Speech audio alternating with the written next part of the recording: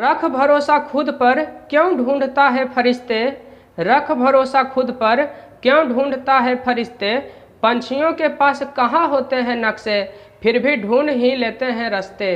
Hello friends, welcome to our channel target practice batch. आज हम आपके लिए न्यू सिलेबस पे आधारित कुछ बाल मनोविज्ञान के प्रश्न लेकर आए हैं। तो आज का मेरा पहला प्रश्न क्या है, बाल केंद्रित शिक्षा की अवधारणा मनोविज्ञान के किस संप्रदाय ने दी। तो बाल मनोविज्ञान के किस संप्रदाय ने दी थी, मनोविश्लेषणवाद। ठीक है, मनोविश्लेषणवाद के जनक कौन थे, तो मनोविश्लेषणवाद के जनक सिगमंड फ्राइड थे, सिगमंड फ्राइड। और ये कहाँ के थे, तो ये ऑस्ट्रिया के थे। इनको ऑस्ट्रिया से नागरिकता मिला हुआ था, राष्ट्रीयता इनका क्या था, ऑस्ट्रिया।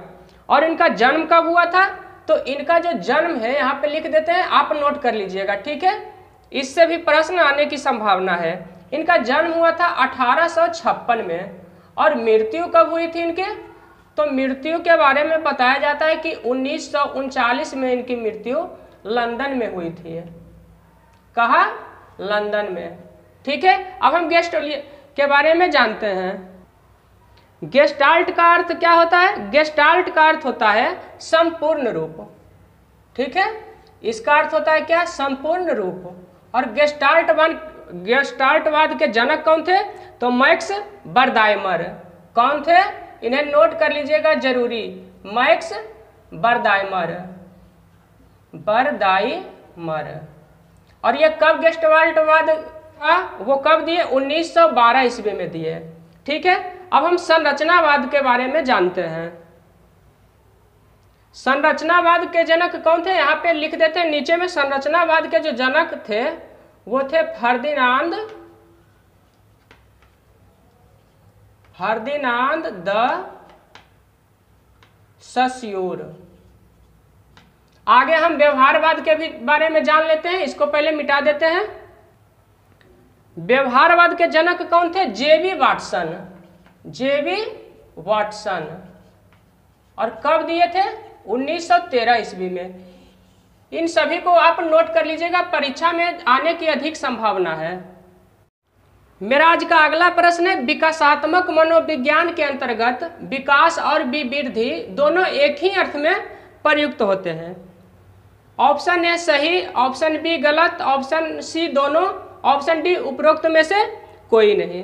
तो विवृद्धि जो मेरा होता है वो क्या होता है, इसका अंग्रेजी ग्रोथ होता है। और विकास का क्या होता है, डेवलपमेंट।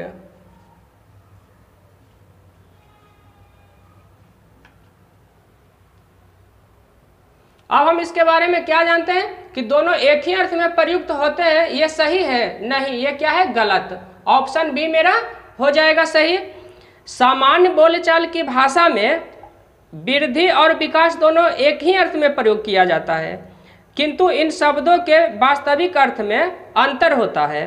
अभिवृद्धि यानी कि वृद्धि से तात्पर्य है आकार, वजन, विस्तार, जटिलता आदि की दृष्टि से बढ़ना, जबकि विकास का अर्थ क्या है कि व्यक्ति का एक अवस्था से दूसरी अवस्था में पदार्पण करना। इस प्रकार जो वृद्धि और विकास दोनों है, दोनों अलग अलग चीज है। वृद्धि जो होता है वो परिणात्मक होता है, जबकि विकास का स्वरूप क्या होता है, गुणात्मक होता है। अभिवृद्धि यानी जो ग्रोथ होता है वो क्या होता है, जीवन पर्यंत वृद्धि नहीं होती है, एक निश्चित आयु के बाद लगभग रुक जाती है। लेकिन विकास का अर्थ जीवन पर्यंत एक व्यवस्थित और लगातार आने वाला परिवर्तन होता है। विकास और वृद्धि दोनों क्या है, अलग अलग चीज है। ऑप्शन बी मेरा सही हो जाएगा। चलिए चलते हैं नेक्स्ट प्रश्न की ओर।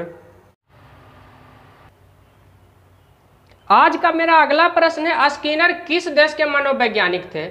इसी तरह के प्रश्न सीवीटी पे आधारित पूछा जाएगा। तो स्किनर किस देश के मनोवैज्ञानिक थे, अमेरिका के।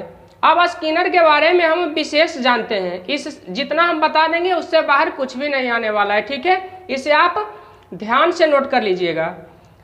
स्किनर क्या दिया था, क्रिया प्रसूत का नियम दिया था स्किनर, क्रिया प्रसूत का नियम। इसे क्या कहा जाता है? इसे अंग्रेजी में कहा जाता है ऑपरेंट कंडीशनिंग। ठीक, इनका जो जन्म हुआ था वो 20 मार्च 1904 को हुआ था। जन्म कब हुआ था? 20 मार्च 1904 को। और मृत्यु इनकी कब हुई थी? तो मृत्यु के बारे में क्या कहा जाता है कि 18 अगस्त 1990 को इनकी मृत्यु हुई थी। अब स्किनर क्रिया प्रसूत का जो नियम दिया था उसके बारे में थोड़ा जान लेते हैं। क्रिया प्रसूत के नियम में क्या होता है कि सीखी जाने वाली जो चीज होती है उसे छोटे छोटे भागों में विभाजित किया जाता है। और छोटे छोटे भागों में विभाजित करने से क्या होता है? शिक्षा में इसका प्रयोग करने से सीखने में गति और सफलता की प्राप्ति होती है। इसका निष्कर्ष क्या निकला? क्रिया प्रसूत का जो नियम था उसमें निष्कर्ष निकला कि यदि क्रिया के बाद बल प्रदान करने वाला उद्दीपन मिलता है तो उस क्रिया की शक्ति में वृद्धि होती है। क्रिया प्रसूत का नियम किस पे दिया गया था? चूहा पे दिया गया था। किस पे?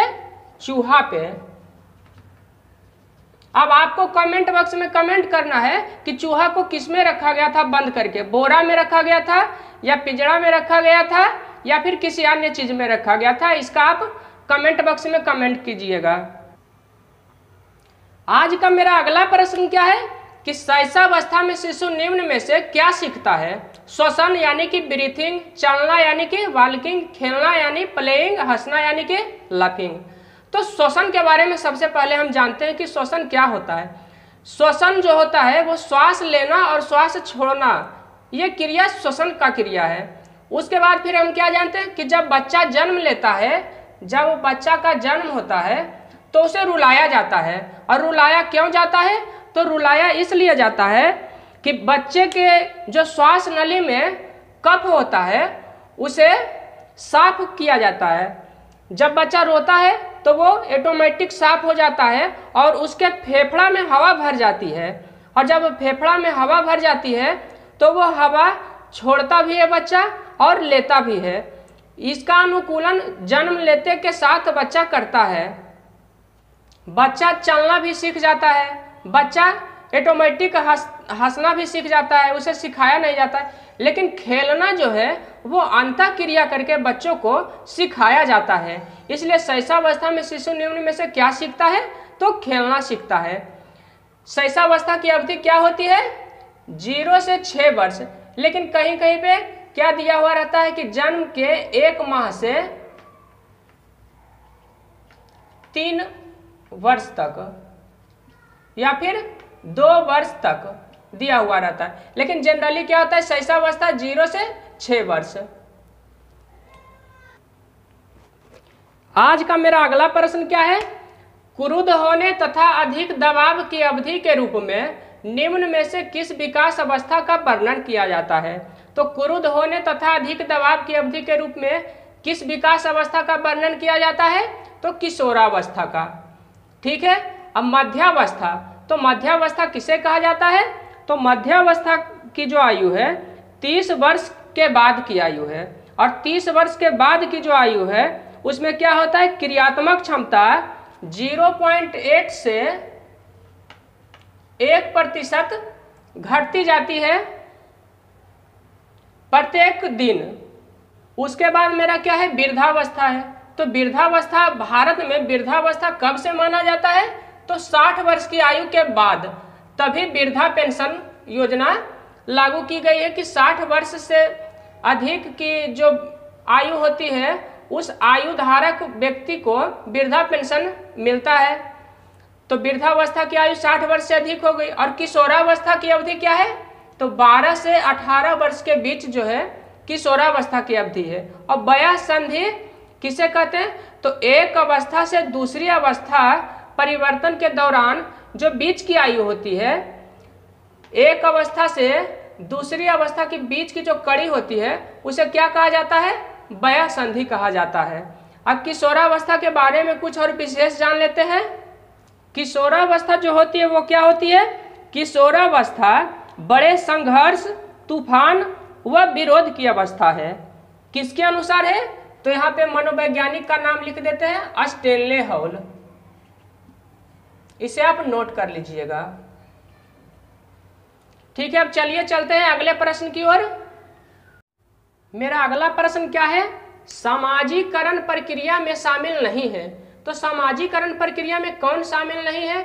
मूल्यों और विश्वासों का अर्जन। तो मूल्य और विश्वास का जो अर्जन होता है वो किसमें होता है? सामाजिक प्रक्रिया में शामिल है। उसके बाद क्या? एक संस्कृति और मापदंडों की नीतियों में सीखना। तो अलग अलग संस्कृति की अलग अलग मापदंड होती है, तो ये कौन तय करता है? ये समाज तय करता है। तो ये भी सामाजिक प्रक्रिया में शामिल है। कौशलों का अर्जन, एक व्यक्ति यदि जो कौशल का अर्जन करता है तो वो समाज में रह के करता है।